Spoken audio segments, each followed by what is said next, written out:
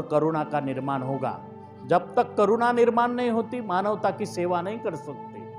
आप में करुणा का होना आवश्यक है, मगर इसलिए बाबा साहब ने बुद्धा एंड हिज धम्मा में कहा कि बुद्ध ने केवल मैत्री नहीं पढ़ाई है, अपितु भगवान बुद्धा ने करुणा का महत्व भी स्वीकार किया है। जब बाबा साहब पार्लियामेंट में खड़े रहे और भारत को संविधान दे रहे थे तो कह रहे थे कि भारत के भिक्खु संघ के बुद्ध के समकालीन भिक्खु उपाली ने भिक्खु संघ का संविधान बनाया।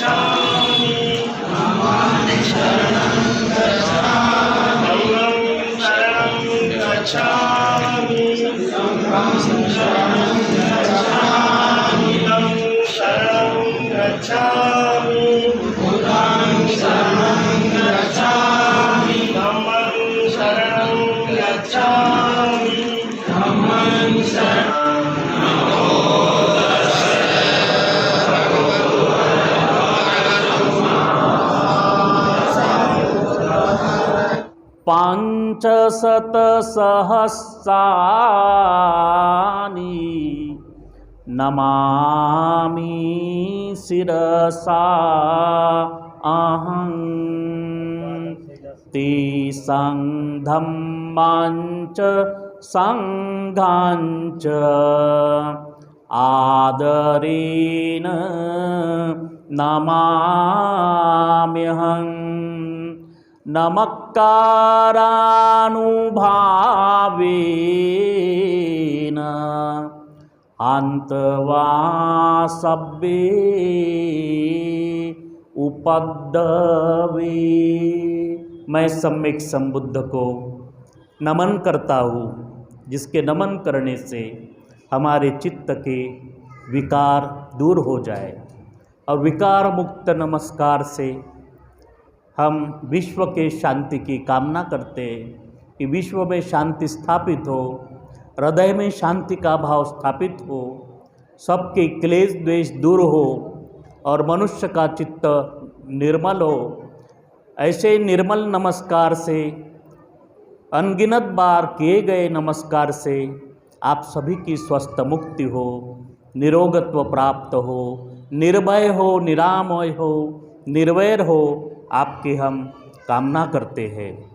इस विश्व के धरोहर पर सम्यक संबुद्ध का उत्पन्न होना बहुत ही दुर्लभ है, जो 32 महापुरुषों के महान गुणों से, अणु लक्षणों से, 80 प्रकार के अणु लक्षणों से परिपूर्ण होते हैं। अगर सम्यक संबुद्ध इस समय में संसार में होते तो संसार के सबसे बड़े ऊंचे महापुरुषों में सम्यक संबुद्ध का नाम होता। आज विश्व में देखते हैं 7.5 फीट का आदमी मिल जाता है, मगर उस समय भगवान बुद्ध करीबन 9.5 फीट के बुद्ध थे, और उनकी जो ऊंचाई है इतनी थी कि कोई लोग उनके तरफ भोजन प्रदान करने के लिए उनके पात्र में दान डाला करते थे, तो बुद्ध उनके आगे झुक जाते थे। इतने विनम्र महापुरुष, इस संसार के इतने सुंदर महापुरुष कि जो विश्व सुंदरी के आगे भी जो इतने सुंदर दिखते थे कि विश्व सुंदरी का सौंदर्य है उनके आगे फीका हो जाता था। इतने सुंदर महापुरुष, उनके ओठ गुलाब की कली के समान थे, आँख वृषभ के समान वृषभ नयन थे, उनकी जो भवई है वो धनुष्य बाण के मापिक थी, कान कंधे पर आके यहाँ तक बड़े लंबे कान थे, हाथ घुटने के नीचे आते थे, जीवा उनकी पूरे चेहरे पे घूमती थी और विसति विसति सेत सुदंत, नीचे ऊपर करके उनको 20-20 प्रकार, नीचे 20 ऊपर विसति विसति 20-20 करके सेत सुदंत, जिनके दांत की रचना सुंदर तरह की थी, इस तरह के बुद्ध थे। जब चलते थे तो उनके शरीर से 5 प्रकार के 56 रश्मि शरीर से निकलते थे, जिसे हम पंचशील ध्वजा के नाम से जानते हैं, मगर वो उनको हम 56 रश्मि कहते हैं। नीला रंग है, पीला रंग है, लाल है, सफ़ेद है तथा केसरी रंग है। ये 5 रंग जब बुद्ध के शरीर से निकलते थे तो कई योजन तक दूर फैलते थे, और वो बुद्ध को देखने के लिए लोगों की दोनों तरफ से भीड़ लगती थी। ऐसे सम्यक संबुद्ध थे, जो वर्तमान में आज भी बुद्ध के युग में हैं हम लोग।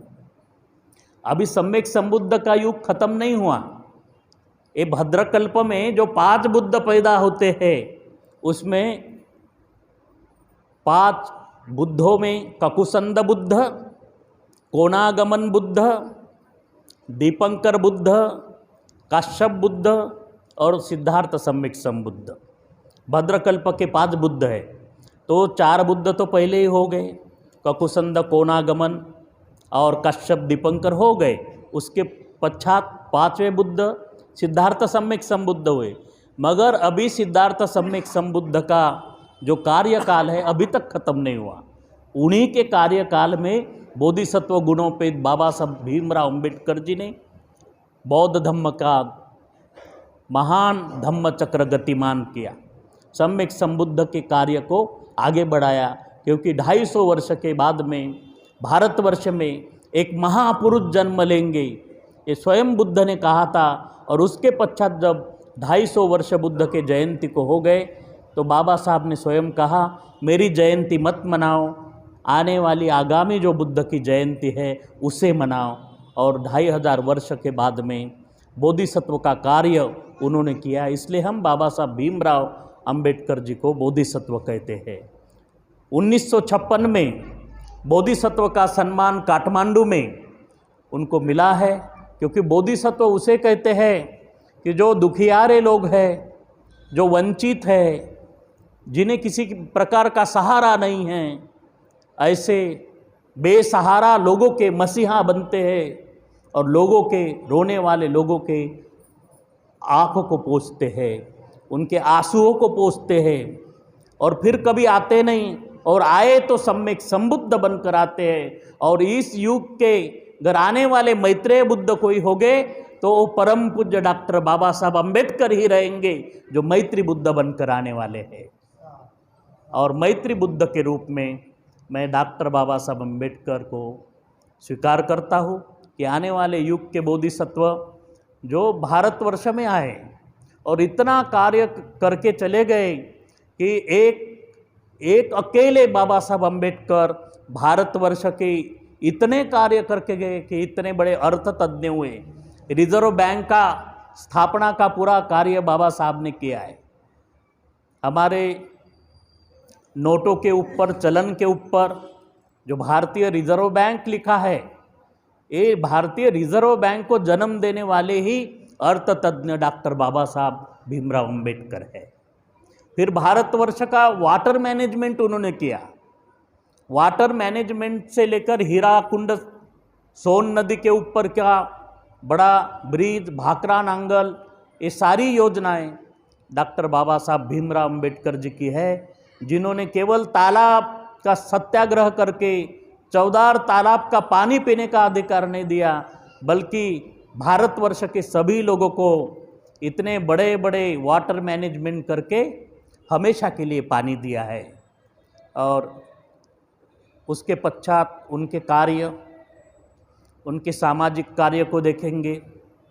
भारत की ऐसी कुप्रथा थी, भारत की संस्कृति इतनी खराब हो गई थी, तो उन्होंने अपने भारतवर्ष में अच्छे संस्कृति का स्थापन करके हिंदू कोड बिल का निर्माण करके हिंदू स्त्री की उन्नति को देखा है।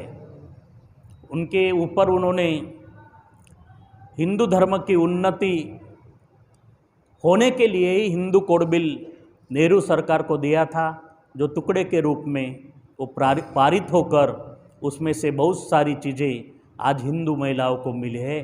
नैतिक अधिकार, पढ़ने लिखने के सारे अधिकार, अपने बच्चों को जन्म देने के बाद में छुट्टी और 7वां वेतन मिला है, तनख्वाह मिल रहा है, महिलाओं का आरक्षण, राजनीति में उनका आना, ये बाबा साहब के कार्य की देन है। बाबा साहब ने भारत को बुद्धमय किया और भारत को बुद्धमय करने के लिए ही हमारे तिरंगी झंडे के बीच में धम्म चक्र को स्थापित किया, जिसमें पटिच्च समुत्पाद कार्य कारण सिद्धांत के तौर पर स्वीकार किया गया है।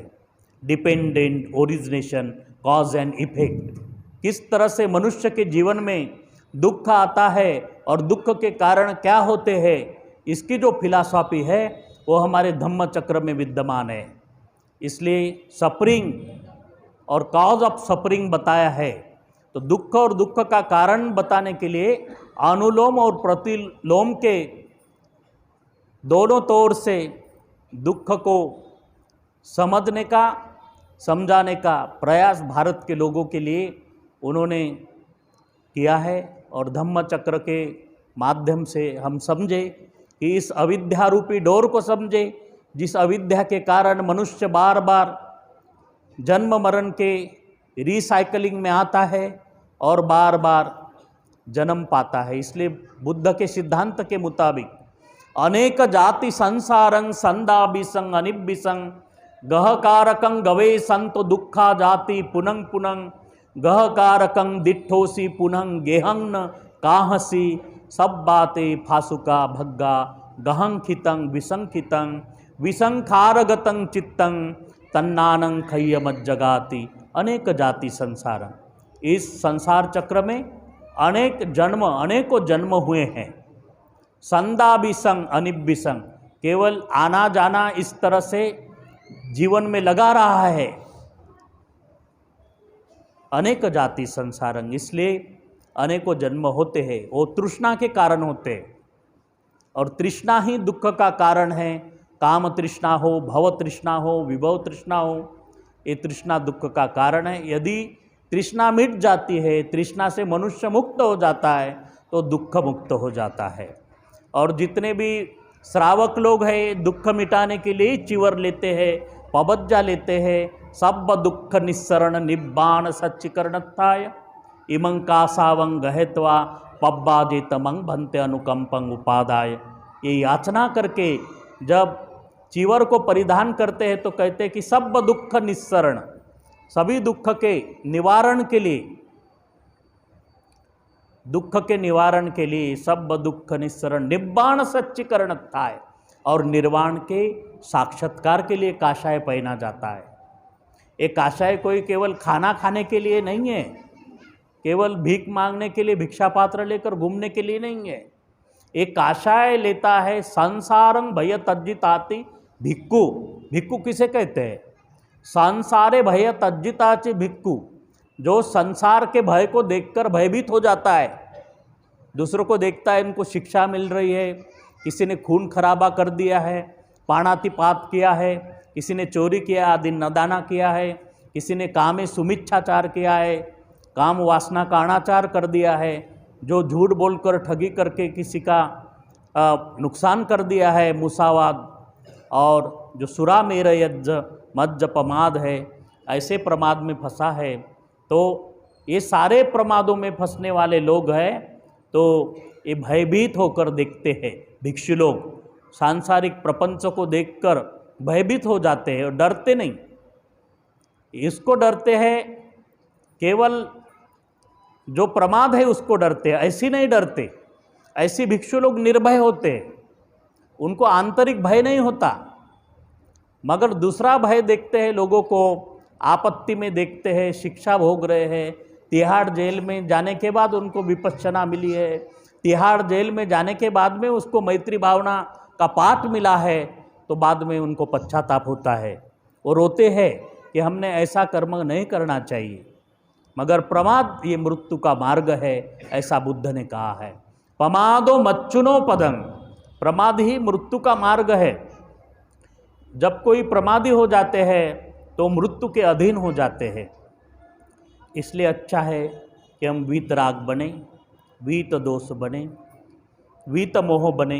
इसका मतलब यह है कि राग मुक्त होने का अभ्यास करें, द्वेष मुक्त होने का अभ्यास करें एवं मोह मुक्त होने का अभ्यास करें। जहाँ मोह मुड़ता है, राग है, द्वेष है, वहाँ निर्वाण नहीं है। निब्बान उसे कहते हैं जहाँ राग न हो, जहाँ द्वेष न हो, जहाँ छल न हो, कपट न हो, बैर भावना न हो। हमारे मन में अगर बैर भावना है तो हम सुख की नींद नहीं सो पाते, न सुखपूर्वक नींद से जाग सकते हैं। इसलिए भगवान बुद्ध ने कहा है, मित्ताय भिक्कवे चेतो विमुक्तिया आसेविताय बहुलीकताय सुष्मारद्धाय एकानिशंसा कतमे एकादशं सुखं सुपति सुखं पटिबुज्जति न पापकं पश्यति मनुष्यानं पियो होति अमनुष्यानं पियो होति देवता रक्षति। जो मैत्री भावना करता है, जिसके मन में किसी भी प्रकार का मैल नहीं है, जिसने अपने मन के मैल को उतार दिया है, बैर को उतार दिया है, द्वेष बुद्धि को नहीं रखा है, छल कपट जिसके मन में नहीं है, वही सुखपूर्वक नींद उसकी आती है। सुखं सुपति, सुखपूर्वक सोता है। सुखं पटि बुद्धति, सुखपूर्वक नींद से जागता है।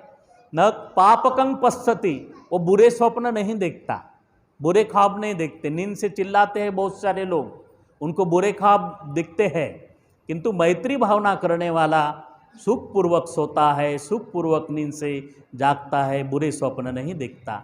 मनुष्यानं प्रियो होती, वो मनुष्य को प्रिय होता है। अमनुष्यानं प्रियो होती, अमनुष्य को प्रिय होता है।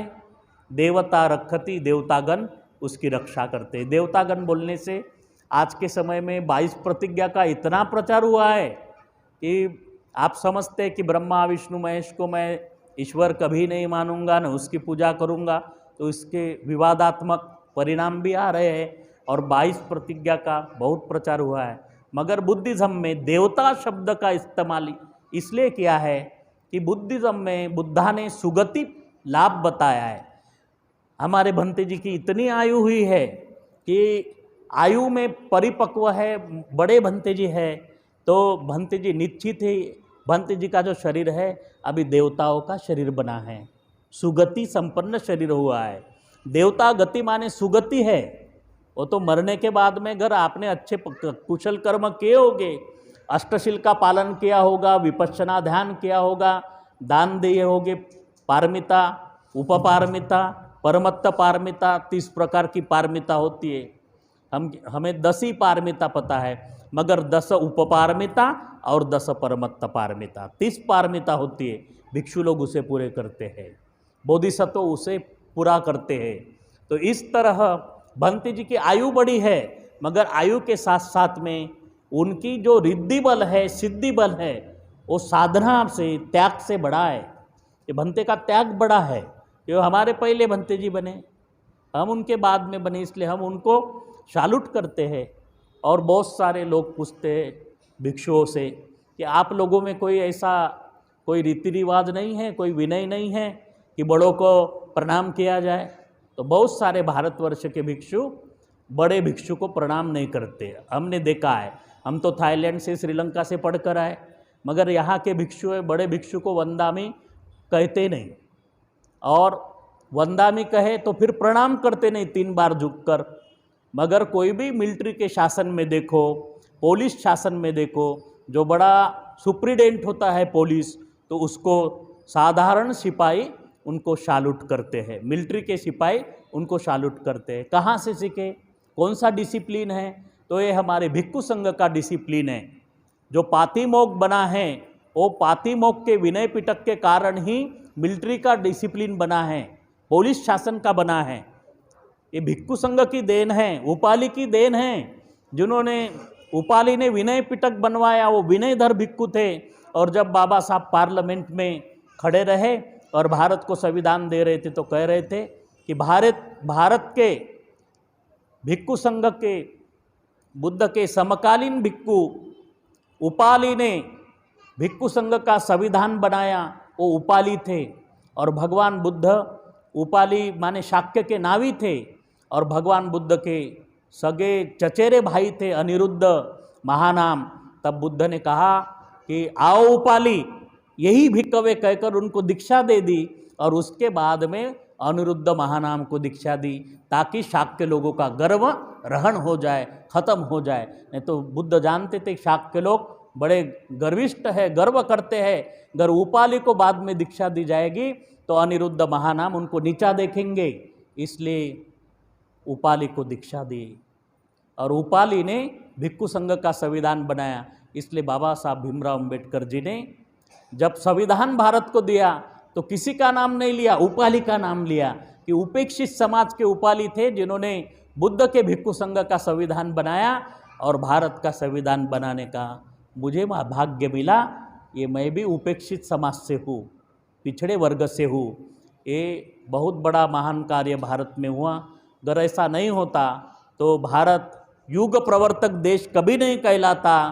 भारत में कभी स्वतंत्रता नहीं आती, न बंधुता आती, न भाईचारा होता, सिर्फ होता ढोर चारा। और बाबा साहब के कारण भाईचारा, बंधुत्व, ब्रदरहुड आया है, और स्वतंत्रता, समानता एवं न्याय तत्व मिले हैं। तो बहुत सारे लोग कहते हैं कि बाबा साहब ने फ्रांस की क्रांति से ये स्वतंत्रता, बंधुता, न्याय का तत्व लिया है। तो बाबा साहब कहते नहीं, कदापि नहीं। मैंने फ्रांस के राज्य क्रांति से ये बातें नहीं ली है।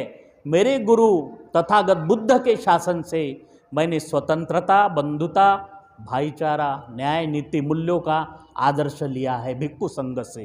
क्योंकि ये सारी बातें पहले भिक्षु संघ में थी, इस वजह से बाबा साहब इसको ले सके और भारत के संविधान में स्थापित कर सके। और इस तरह से भारत के संविधान में स्वतंत्रता, बंधुता, न्याय, नीति, मूल्यों की स्थापना करके, पंचशील की स्थापना करके इस भारत को बाबा साहब ने बुद्धमय बनाया। बाबा साहब ने भारत को बुद्धमय करने के लिए धम्म चक्र को इस तिरंगे के बीच में गतिमान किया, स्थापित किया, और सरकारी कागज पत्रों पे अशोका की राजमुद्रा, वाटर मार्क देकर भारत को बुद्धमय किया।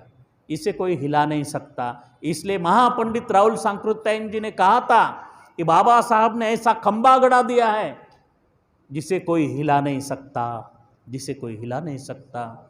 और ऐसी महान सर्वोत्तम संस्कृति भारतवर्ष में बुद्ध संस्कृति का आगमन 1956 के कारण हुआ है। और इसीलिए भारत में पुनश्च चिवर, कठिन चिवर हमें करने का मौका मिला है। अगर बाबा साहब नहीं होते तो हम लोग चिवरधारी नहीं बनते। कोई साधु संत बन जाते, कोई रविदासी बन जाता था, वो वैसे ही रह जाता था, कोई किस में चला जाता था। बहुत सारे अखाड़े बने हैं, बहुत सारे कुंभ मेले की, बहुत सारे ऐसी साधु संतों की मंडली है, धर्म सभा है, उसमें चले जाते थे। मगर बाबा साहब के वजह से उनके कौम के लोग पहले भिक्षु बन गए, और जो पहले बने वो बाबा साहब के बाद का त्याग उन लोगों में दिखाई देता है। ऐसे नए लोगों ने भी भिक्षु संघ का आदर्श इसी तरह से खुद में उतारना चाहिए। या तो शिक्षा के लिए बर्मा, थाईलैंड चला जाना चाहिए, श्रीलंका में जाना चाहिए। प्रशिक्षित भिक्षु की समाज को बहुत आवश्यकता है। अगर प्रशिक्षित भिक्षु आप लोगों के बीच में रहेंगे तो बाबा साहब के मिशन को न्याय दे सकते। अभी भी हमारे बौद्धों की शादी एक तरह से नहीं लग रही है। कोई शादी कैसा लगाता है, कोई कैसा लगाता है, रीति रिवाज अलग अलग ढंग से होते हैं। इसलिए बाबा साहब ने जिस तरह से विधि विनय सिखाए 1952 में जब श्रीलंका गए, और वहाँ श्रीलंका से उन्होंने इतनी सुंदर वंदना टेप करके लाए गुणरत्न जी के आवाज़ में। तो यहाँ 26 अलीपुर रोड पर जब रहते थे तो रत्तू को कहते थे, रत्तू मेरी वंदना लगा दो। और जब बाबा साहब वंदना लगाते थे तो इतने सुंदर स्वर में बाबा साहब तानपुरी की आवाज़ उसमें मिलाकर वन्न गंध गुणोपेतं एतं कुसुम संतति पूजयामि मुनिन्दस्स श्रीपाद सरोरुहे पूजेमि बुद्धं कुसुमेन नेन पुण्येन मित्तेन लभामि मोक्षं। इस तरह से पुष्प पूजा को कहते हैं। तो पाली एक इस तरह की भाषा है कि बाबा साहब के ऊपर पाली का बड़ा संस्कार था, प्रभाव था। हिंदू धर्म के व्यवस्था ने बाबा साहब को कभी संस्कृत नहीं पढ़ने दिया, मगर बाबा साहब संस्कृत पढ़ने के लिए जर्मनी चले गए और वहाँ बोन्स यूनिवर्सिटी में उन्होंने पाली भाषा का अध्ययन किया।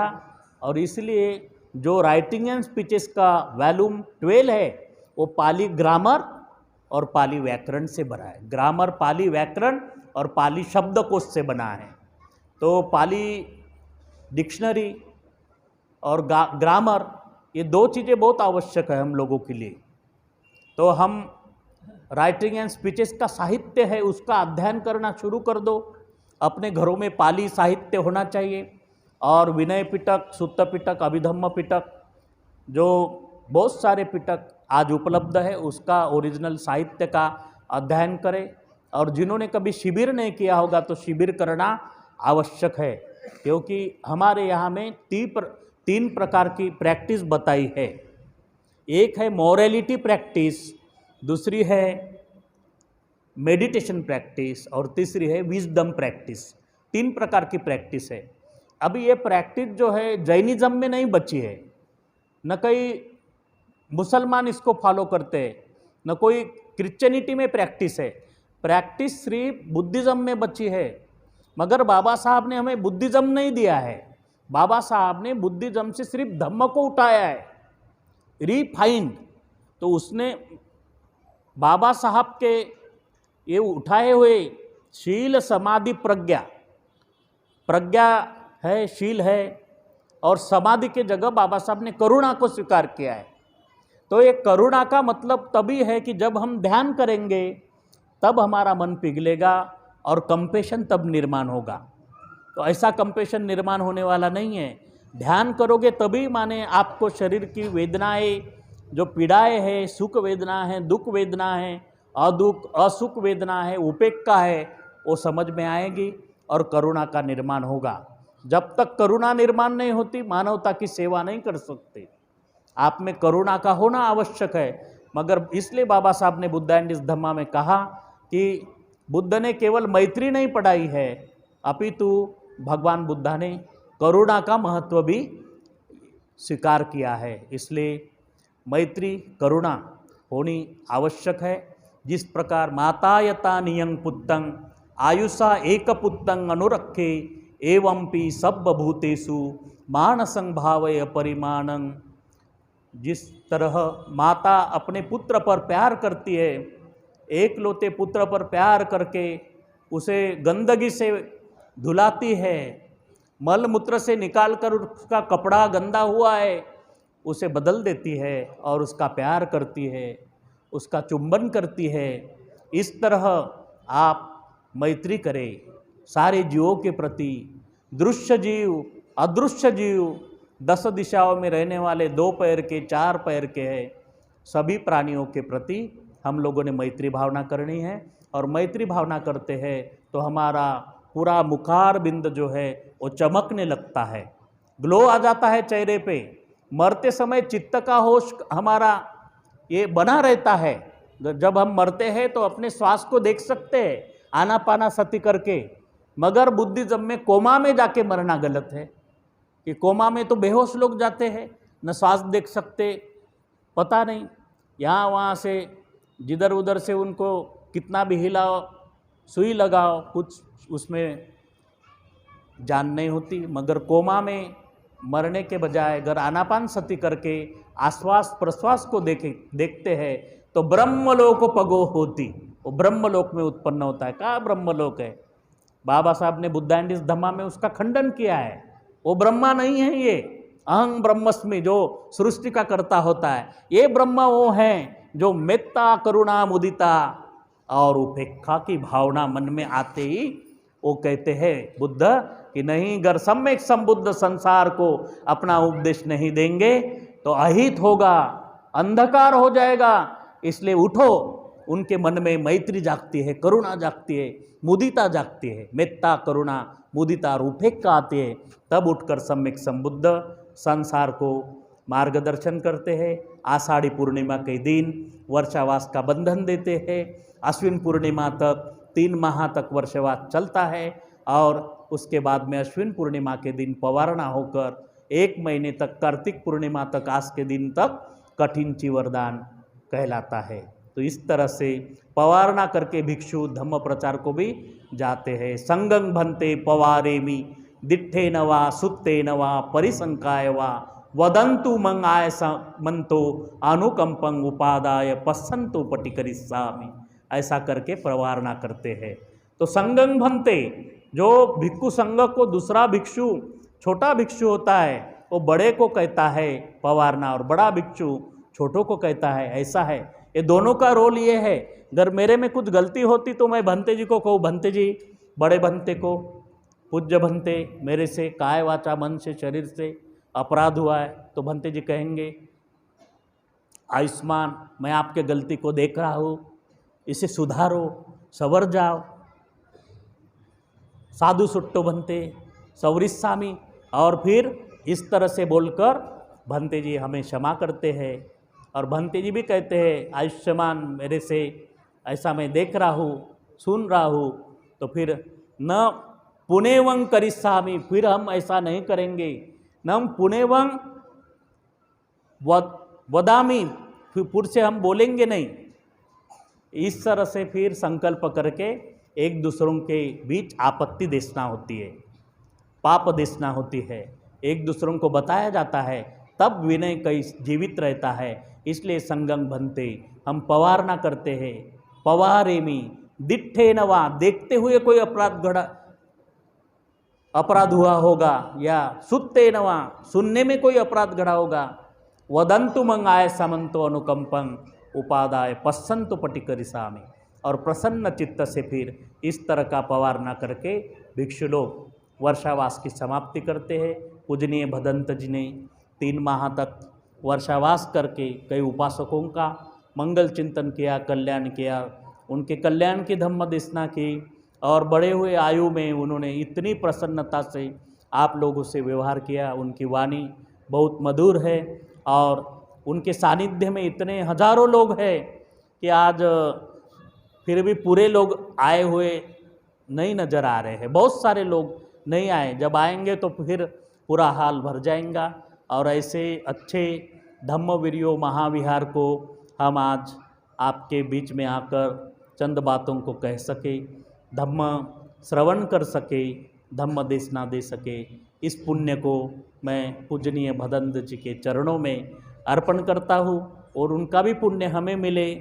हम हमेशा वंदामि ओकाश वंदामि भन्ते मयं पुण्यं स्वामिना देतव्यं, मयं पुण्यं स्वामिना अनुमोदितव्यं।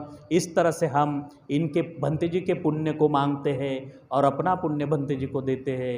इस वजह से हमारा वंदन भंते जी को, हमारा प्रणाम सही माने में सादर अर्पित करते हैं। और उन्होंने हमको नागपुर से बुलाकर धम्म देशना देने का मौका दिया, इसलिए भंते जी के पुण्य का अनुमोदन करते हैं।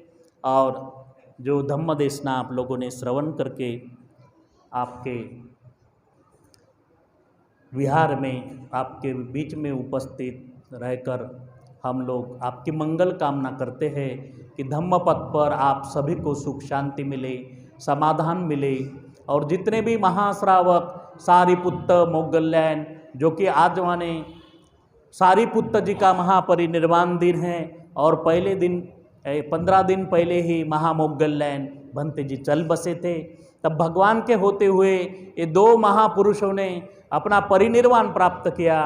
तब तथागत बुद्ध कहे, मेरे दोनों हाथ अब टूट चुके हैं और मुझे मेरी संघ की परिषद जो है, भिक्षु संघ परिषद, बड़ी सुनी सुनी मालूम पड़ती है, सुनापन लगता है। इस तरह से वो महापुरुषों का भगवान बुद्ध ने स्मरण किया था। ऐसे सारिपुत्त मोगल्लैन उपाली नंद शिवली आनंद महानंद एवं महाकोटित रेवत खदिर वर्णे रेवत कंखा रेवत महाकाश्यप गया काश्यप नदी काश्यप उर्विल काश्यप महारट्ठपाल जैसे महान संघ के प्रभाव से आपको सभी को स्वस्थ मुक्ति हो, आयु आरोग्य निर्वाण संपत्ति प्राप्त हो। बुद्ध की महान करुणा असीम मैत्री आप सभी के परिवार पर अनुकंपित हो और सभी प्रकार के दुख से, रोग से, भय से, विकार से मुक्त होने के लिए भगवान बुद्ध की करुणा हमेशा आप सभी के परिवार पर अनुकंपित होकर बनी रहे, ऐसी मंगल मैत्री की कामना करते हुए मैं धम्म देशना को यहाँ विराम देता हूँ। सभी की मंगल कामना।